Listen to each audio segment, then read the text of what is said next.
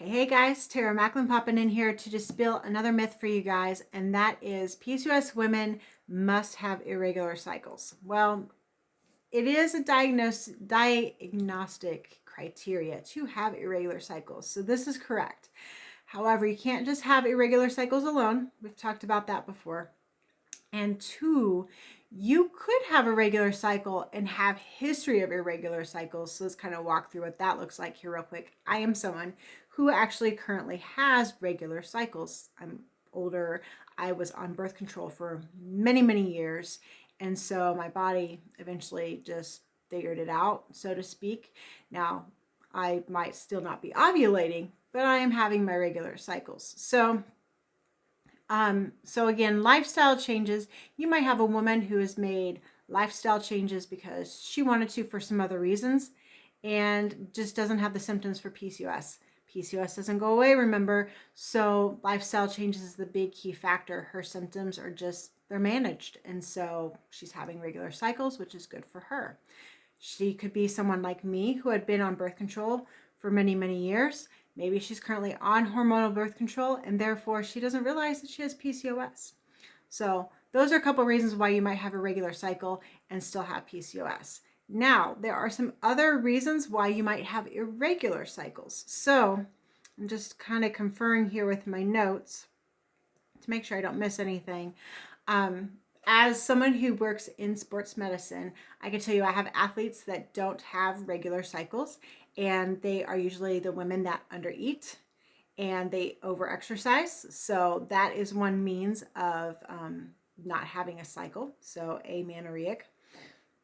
You might be someone who has like a thyroid disorder or other endocrine disorder that could be keeping you from having a regular cycle.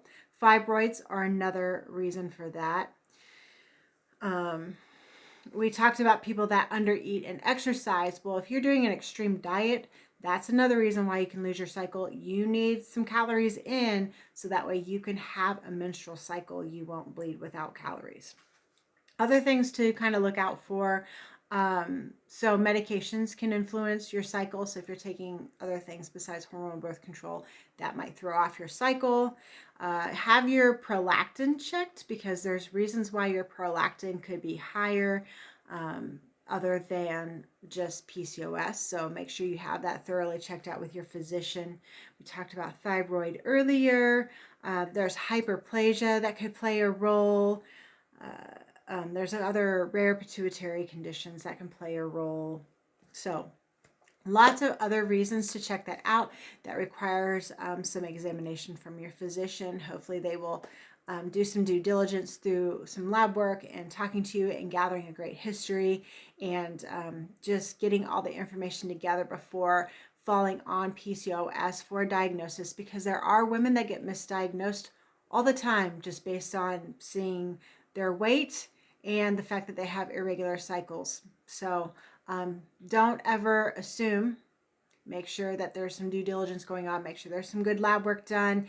Make sure the lab work is thorough. Just have a great talk with your physician about that and make sure there's nothing else that maybe differential diagnosis is the word that they would, or the phrase that they'd be looking for there when talking to your physician about other causes for your irregular cycle. So hopefully you guys have found this helpful.